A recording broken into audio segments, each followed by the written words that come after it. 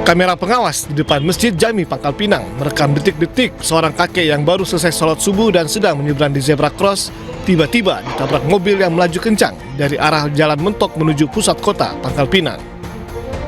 Akibat tabrakan itu, korban terpental hingga belasan meter. Kendati alami benturan keras, kakek bernama Yufron, 84 tahun ini masih sempat berdiri sebelum ditolong warga sekitar. Ironisnya, bukannya bertanggung jawab, pengemudi mobil yang menabrak langsung tancap gas melarikan diri. Korban langsung dilarikan ke rumah sakit dengan luka di wajah, memar di beberapa bagian tubuh dan patah tulang. Kondisi korban mulai membaik, namun masih harus dirawat di rumah sakit Bakti Timah, Pangkal Pinang. Kami dari pihak keluarga ya dengan kejadian ini sangat terkejut kan. Ayah kami ditumbur oleh pelaku yang sampai saat ini belum menjenguk ayah saya kan. Kejadian itu setelah tumbur langsung dibiarkan macam begitu aja kan. Jadi kita berharap agar pelaku itu datang ke sini kan. Saat ini polisi masih memburu pengemudi mobil yang diimbau untuk segera menyerahkan diri untuk mempertanggungjawabkan perbuatannya. Dari Pangkal Pinang, Bangka Belitung, Haryanto, iNews melaporkan.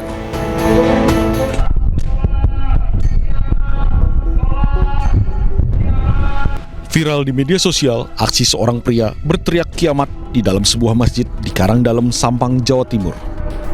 Teriakan pelaku yang menggunakan pengeras suara membuat warga sekitar berbondong-bondong mendatangi masjid. Karena dianggap menimbulkan keresahan, pria berusia 49 tahun tersebut langsung dihakimi warga dan diseret keluar dari masjid. Jadi hasil penyelidikan sementara, pelaku ini ternyata ODGJ karena dikuatkan ada surat dari Rumah Sakit Menur sekitar 2024 masuk ke Rumah Sakit Menur. Hasil penyelidikan menyatakan pelaku merupakan orang dengan gangguan jiwa. Pelaku selanjutnya diserahkan kepada pihak keluarga. Dari Sampang, Madura, Jawa Timur, Fatur Rahman, iNews melaporkan.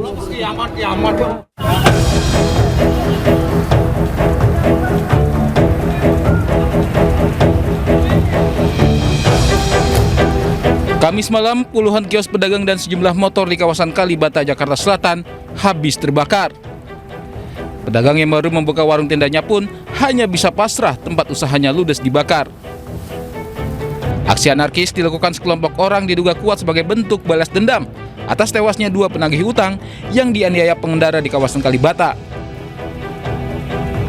Menurut informasi, selanjutnya kedua orang yang bertugas sebagai mata elang ini dianiaya dan dikeroyok sampai satu meninggal dunia di tempat dan satu lagi meninggal di rumah sakit. Dari peristiwa tersebut, maka kelompok daripada kedua almarhum ini datang meminta pertanggungjawaban. Karena warga di sini ada yang melihat, mereka meminta kalau bisa yang mengeroyok itu diserahkan ke pihak kepolisian. Namun tidak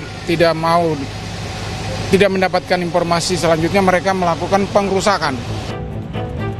Penganiayaan terhadap kedua penagih hutang terjadi ketika mereka menghentikan seorang pemotor pada Kamis sore. Saat sepeda motor dihentikan, tiba-tiba beberapa orang dari sebuah mobil turun dan langsung mengeroyok kedua penagih hutang. Para pelaku yang diperkirakan berjumlah 5 orang kemudian melarikan diri. Satu penagih hutang tewas di lokasi kejadian, sementara satu lainnya menghembuskan nafas terakhir di Rumah Sakit Budi Asih, Jakarta Timur. Polisi hingga kini masih mengumpulkan keterangan saksi untuk mengungkap identitas para pelaku penganiayaan, termasuk juga pelaku pembakaran. Dari Jakarta, tim liputan iNews melaporkan.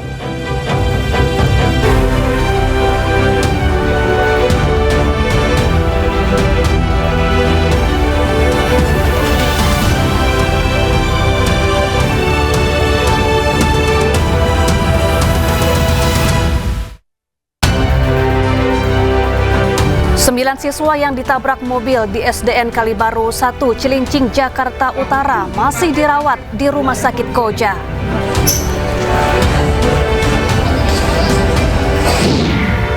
Presiden Prabowo Subianto kembali ke Aceh, tinjau dampak bencana dan temui warga di pengungsian.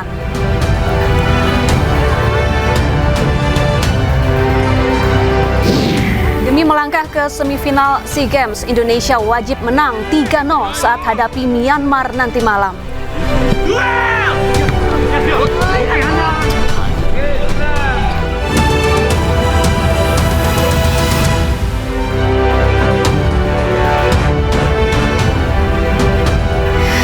Selamat siang pemirsa, apa kabar Anda hari ini? Senang sekali saya Syafaati Suryo kembali hadir menemani Anda dalam iNews Siang. Selain 3 berita utama tadi, iNews Siang juga akan menyuguhkan beragam informasi penting lainnya. Dan iNews Siang ini kami awali dengan informasi untuk ketiga kalinya Presiden Prabowo Subianto kembali temui para korban bencana Sumatera. Presiden menjenguk para pengungsi di posko jembatan Aceh Tamiang.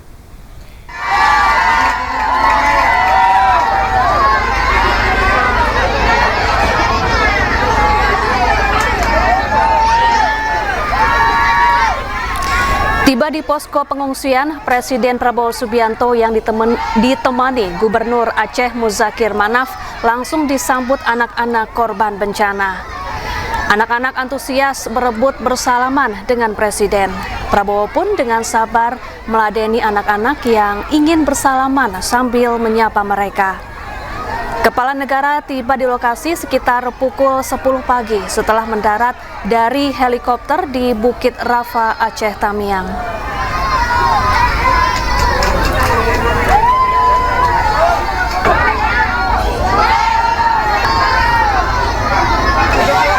Presiden Prabowo juga menemui petugas kesehatan dan para pengungsi di posko kesehatan. Ia menyapa sejumlah pengungsi yang berbaring di tempat tidur posko karena harus mendapat perawatan. Wilayah Aceh Tamiang merupakan salah satu daerah terdampak bencana paling parah. Akses jalan, listrik, hingga komunikasi terputus. Ini adalah ketiga kalinya Presiden Prabowo mengunjungi wilayah terdampak bencana di Sumatera. Prabowo juga berharap penanganan bencana bisa segera dilakukan sehingga situasi dapat cepat pulih dan kembali normal. Yang tinggi. Ibu-ibu, anak-anakku sekalian, terima kasih saya hari ini diterima dengan baik. Saya datang sesuai janji saya waktu itu. Tamiang masih terputus ya, terputus. Kapan sudah tembus? Berapa hari lalu? Seminggu lalu ya. Ya. Saya janji mau nengok beliau. Saya lihat keadaan, insya Allah bersama-sama kita akan memperbaiki keadaan ini. Pemerintah akan turun, akan membantu semuanya ya.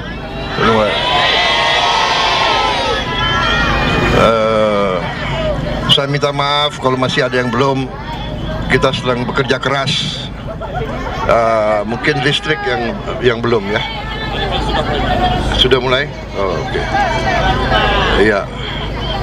Ya, kita berusaha. Kita tahu di lapangan sangat sulit ya. Keadaannya sulit, jadi kita atasi bersama. Saya kira itu saja ya. Ya, mudah-mudahan kalian cepat pulih, cepat kembali, cepat normal. Kita sekarang harus waspada, hati-hati. Kita harus jaga lingkungan kita ya. Alam kita harus kita jaga. Kita tidak boleh tebang pohon sembarangan. Saya minta pemerintah daerah semua lebih waspada, lebih awasi ya. Kita jaga alam kita dengan sebaik-baiknya. Saya kira itu pesan saya ya, anak-anak yang tabah, yang semangat. Kita cepat kembali supaya anak-anak semua cepat sekolah semuanya ya. Iya. Oke. Terima kasih.